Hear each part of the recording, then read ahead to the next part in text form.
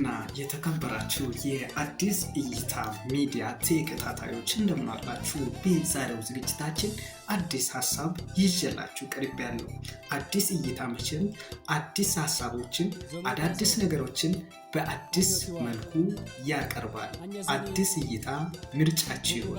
ስለዚህ በዛሬው እይታችን የምንመለከተው አንደኛ ከጭንቀታችሁ፣ ከድብርታችሁ፣ ከስቃያችሁና ካላስፈላጊ ህይወታችሁ ነፃ የምትወጡበት የስነ ልቦና ትምህርት መንገድና አንደኛ የጭንቀት መውጫ መንገድ ይዤላችሁ ቀርቤያለሁ።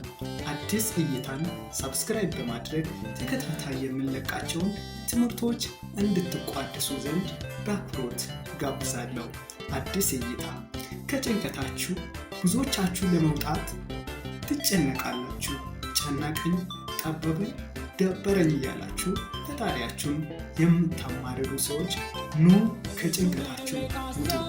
ስለዚህ ከጭንቀታችሁ ለመውጣት በየዕለት ተዕለት ኑሯችሁ ምን ታደርጋላችሁ? ስለዚህ አንዳንዴ ሲጨንቃችሁና ሲደብራችሁ ወይም ሲጠባችሁ ከጭንቀታችሁ ለመውጣት ምን ታደርጋላችሁ? አንደኛው ከቤታችሁ ወጣ ብላችሁ ተፈጥሮን ተመልከቱ። በደጃችሁ ሆናችሁ ተፈጥሮን እያያችሁ ተገበሩ።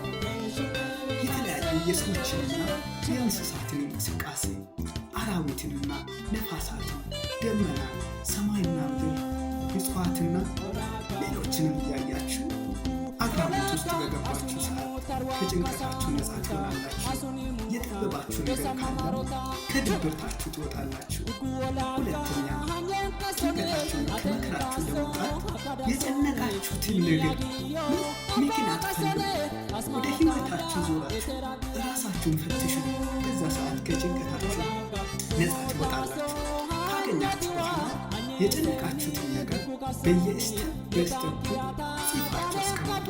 የጨነቃችሁት ነገር ያለሱ አይነት ጭንቀት እንዳትጣነቁ ያደርግላችኋል። ከቤታችሁ ወጣላችሁ በየደጃችሁም ይሁን በየትኛውም አቅራቢያችሁ ሆናችሁ የአካል እንቅስቃሴ አድርጉ። አዛውንት ብትሆኑ፣ ወጣት ብትሆኑ፣ ህፃናት ብትሆኑ እንኳን አካላችሁ በወሰነና በቻላችሁ አቅማችሁ በሚወስነው መልክ የአካል እንቅስቃሴ በምታደርጉበት ሰዓት የደም ዝውውራችሁ ይፋጠናል። ወደ እርጋታ ትመለሳላችሁ። ከጭንቀታችሁ ነፃ ትሆናላችሁ።